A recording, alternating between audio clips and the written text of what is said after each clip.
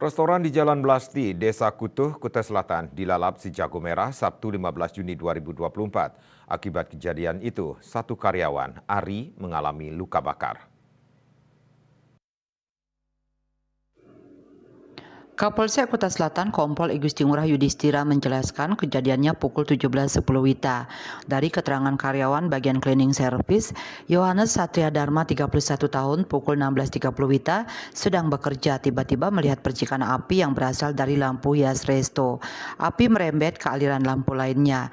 Yohanes bersama teman-teman kerjanya langsung memadamkan api menggunakan selang air tapi gagal. Sedangkan Irma Hartanti Manurung 42 tahun mengatakan saat melakukan persiapan di restoran, ia melihat percikan api di lampu hias lalu menyambar alang-alang atap.